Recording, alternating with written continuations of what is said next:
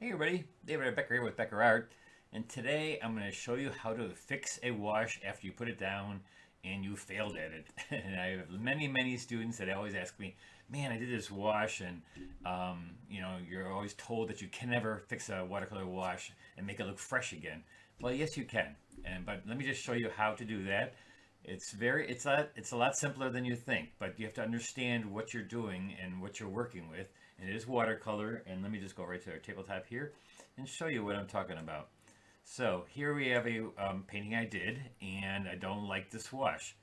The wash, as you see right here, let me just show you.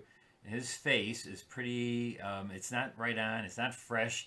I went in about 3 times, and I'm going to show you how to make it look fresh. And maybe scrub out because the eye seems a little bit not placed in the right spot. And so it's not like after you get your whole painting done, you feel like you ruined it because of one area being bad, and you come to overwork that area. Well, that's not the end of the painting. There's always a way of fixing, and fixing is not a bad thing to do. People, I do it myself. There's times where I feel like I just didn't do the wash right. But I see people going back in and ruining their painting when they do this, when you don't have to. You don't have to ruin your painting. And let me just show you how to do that. And so here, what I have, like I said, right here in this area, I felt like I got it overworked. I didn't have the drawing right. And so it's kind of gray, kind of muddy. And so how do I fix that? Well, what you do is first off, is you have to realize that when you're putting a wash down, you're putting it in water and you're letting things float to get a soft edge, right? And so to get that same feel, the same freshness, I've got to make it so that that's the same thing I'm going to do this time. I'm going to put it down, leave it in the water, let the soft edges be in the wet. And so basically what I'm going to do is if there is a lot of paint on there, first thing I got to do is get rid of that paint. I've got to go back into the wash, and I can what I call is tickling the wash. And so I'll go in with a regular brush, a brush of the size of the area. And what I'm going to first do is wet the area, let the water run on here. And this is sometimes easier on certain papers because if it's sitting on top, the water or the pigment is sitting on top and not soaking into the paper. If it soaks into the paper, yes, it's a little bit harder. But what you can do is you just soak it like this with water, put water over it first, and just really lightly tickle, reactivating the pigment, getting the pigment to come back out of the paper and back into the water and floating into a puddle of water. Because it's basically just pigment, right? It's just dirt, colored dirt, and it's sitting into the paper. But what I want to do is bring it back up out of the paper and then sitting there floating. Now, if I feel like I don't want to do that color, I want to get rid of that color because maybe that color is too muddy and too much, I had too much of it. So what I'll do then is keep on rubbing this area, tickling it. I don't scrub it, don't rub it. And I know a lot of people use this kind of brush, the scrubbing brushes, but sometimes these are too hard. They're too hard. And what will happen is that you ruin the paper by scrubbing. So no scrubbing, just tickling. Tickle the paper with a little bit of water on your brush. Tickle it, let the paint come out. And you can also use let's say I want to get the pigment away from the edge. And because this got kind of muddy. I kept on putting so many washes on here, and so what I'm doing is I'm tickling, I'm rejuvenating the paint again from the paper, and even this, look at how it suddenly becomes a little bit softer edged, right? So what I'm going to do is I'm going to take away the water in the pigment by putting a paper towel over it, and just pulling it up, and see I've gotten rid of a lot of the pigment, but it's still, now it looks really worked at, right? And so I'm going to re-wet it, re-wet, and evenly re-wet it because it's again like your first wash. When you're doing a first wash, it's usually wet in the wet and you're getting a nice soft edge. And so I'm going back in here, tickling a little bit more. And again, I'm not scrubbing. I'm not scrubbing at all. I'm just tickling it by loosening up the pigment. I got to get rid of the pigment, this dirty pigment that I don't want in there. And the thing is, you also have to do the whole area. I can't just do a little spot there because it would have a hard edge line there. So I've got to redo the whole face again. I can maybe stop right here at a certain point where I'm not tickling it, like down here. I don't have to tickle it there. I'm just going to wet it and leave it alone. And that'll be fine because I think that's fine. That area is fine. So now what I'm doing is, again, look at, I'm evenly wetting it. And even when you're doing a first wash, it's always about how even that wash is, how much water you have in that certain area. And like I lost the eye completely now, see? I've just totally lost the eye. But that's okay because the eye wasn't in the right spot anyways. And there's a little bit of darkness right here. And so what I'm going to do is I'm just going to tickle it, blot it. And I can also take my brush and see how much paint I got out of there? I'm taking the paint away from it by just absorbing it, getting a thirsty brush, and putting that pigment back into my brush, and then taking it on a paper towel or my cloth here, my towel. And again, I'm going to go back in and re-wet it, soften it, and to get it to look really like a really first wash, I'm going to have to do it while it's wet like this, wet in the wet. And so what I'll do is I'll do it like it is the first wash. And I'm going right only to these edges. You know, a lot of times you can go to a hard edge. You know, that's what you want to do. The white of the paper, I actually put white in this guy's hair. And so now it's all wet, but see how it looks kind of bad because there is a little bit of this dark in here, and so I can take a little bit more. But I've got to make it a little bit darker, and I've got to add pigment to cover up the little scratches. I have a little bit of things in here where the paper got a little bit worn out, and so what I'm going to do is wet it and then float pigment on top of that, so it becomes a very, very soft edge. A very soft edge, but a lot of pigment will cover up a little bit of that dirty paper I have underneath there, right?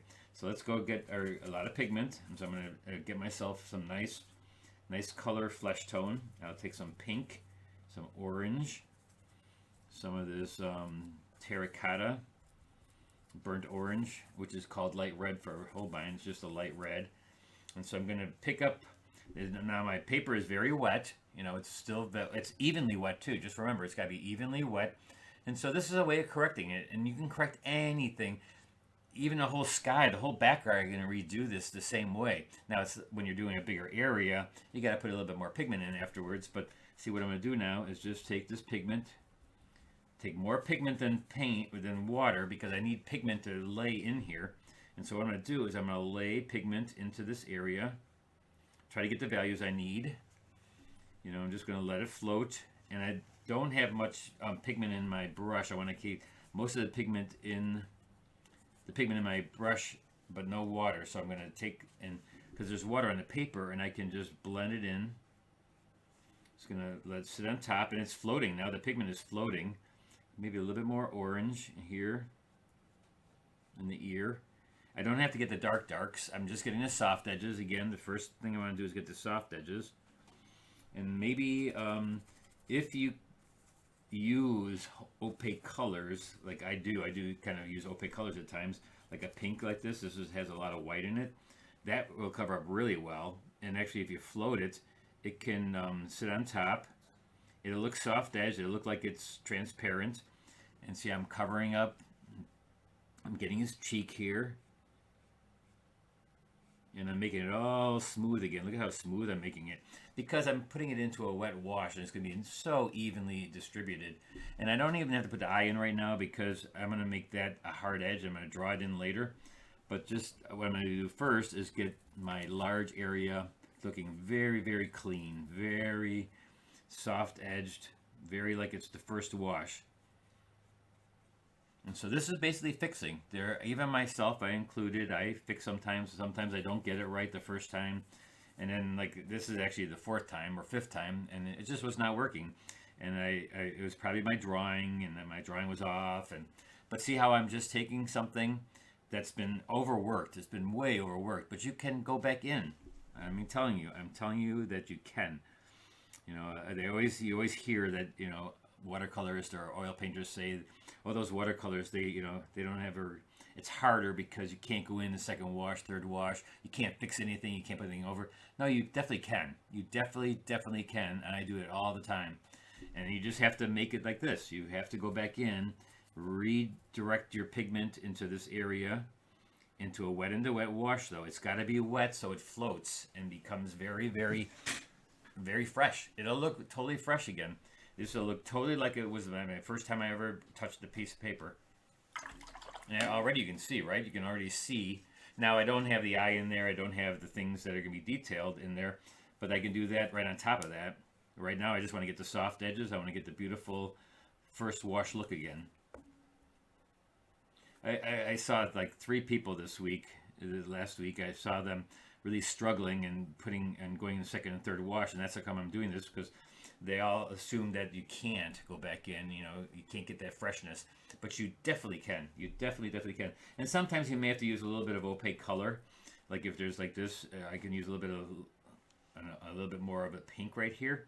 And look at it, I'm going to use it a little bit heavier, but it's in a wet wash and it's floating, and so it'll look very transparent, but give the illusion of freshness, like it's seeing the first time.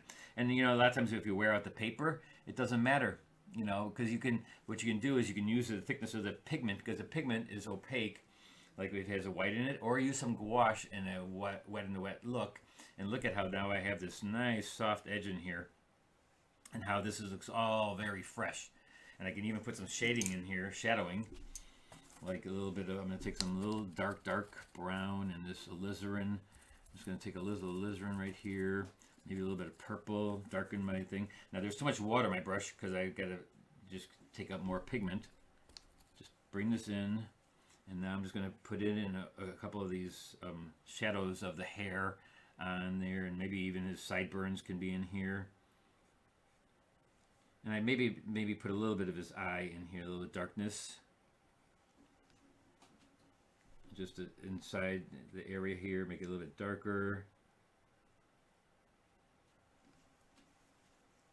And so that already, see how it's soft? It's, you know, that was, I'm not sure if you remember how this was really overworked and gray and dirty. Look at his ear now, how nice and light it shines. And I'm not going to do anything for, well, let's see if I can put the darkness in there. It'll be soft edges. Anything I do right now will be soft edge, because why? I'm floating it in a wet wash, right? And so it's all about how much pigment you use within the wet wash, and that will control the soft edge. And some of this, though, I want to do hard edge later, and so I can do that hard edged, and so we'll deal with that later. Now her forehead too, right here, I have a little watermark. So let's show you how to get rid of a watermark. It's the same thing too. Like if you have a watermark, that's you know, you drop a little bit of water in that area, and all of a sudden you get a watermark, and you're like, oh, I just ruined the whole painting. No, you haven't. You didn't direct it. So right here, I have a watermark on her forehead. A lot of times you can just take your brush when it's dry and you can tickle it, and usually that is enough to just tickle that area, and it'll get rid of that edge of the watermark. See, which it actually did. You know, though, see right here now it's a little bit a little bit lighter, and so what you're doing is you're eliminating a little bit of that pigment. And so what do you have to do? You have to re-wet this whole area here. And if you re-wet an area, it doesn't make anything happen until you start taking some of the pigment away. What it does is when you re-wet an area, it kind of picks up the pigment, puts it into the puddle, and then lays it back down. And so if there's an area here where I don't have enough pigment because it was like the watermark right there and I was scrubbing it, so then you go a little bit farther. And so then I put a little bit of that color back in. Not water, pigment. I've just put pigment into the puddle then, because her whole forehead is wet now. And so what I do is I just take some of this pigment. That's the color that I already have down there. It's all wet, so I'm not going to get any hard edges. And I'm just going to lay it into the puddle of water. It lifted it up, I tickled it, and now look at it. I bring it back down, and the watermark is gone. See? So simple. You know, really just, don't be afraid of going back into an area, but also watch out, because I had to do wet this area. You know, if it's like, if there was something right here, I'd have to wet the whole face. I can't just stop right there, like on her cheek. I would have to have her do her whole face again, because you can't just do a little spot. It's got to be within the area of hard edges. But there you saw. See how I just made that all soft edge and looks very fresh. And now his eye, you probably don't even have to do anything for the detail stuff, because it's probably enough. But now it's starting to dry where I can see there's no shininess to it. I cannot go back in here now, because then it's not floating. It's not wet enough, and then I'll be getting another watermark, and then I gotta wait for it to dry and do it again. You know, so, and it happens. Sometimes you do that. You know, you're going back into a mark and you make a mistake because you went in when it was too dry. It was not wet enough, or it's floating your pigment. So that happens, but you just wait for everything to dry, re-wet when it's dry. And that's another thing, is always wait until it is dry to fix something. Don't go into a damp area. It's murder. You're murdering your painting. All right, so there you go. I give you the right to go back in as many times as you want. Just make sure it's dry, tickle your area, wet it, tickle the area, eliminate the pigment that's underneath by maybe blotting it.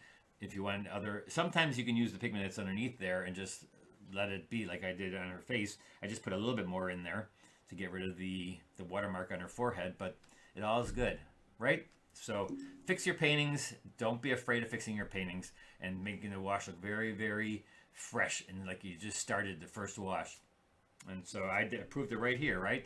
This is and I must say this has been about the fifth wash on there.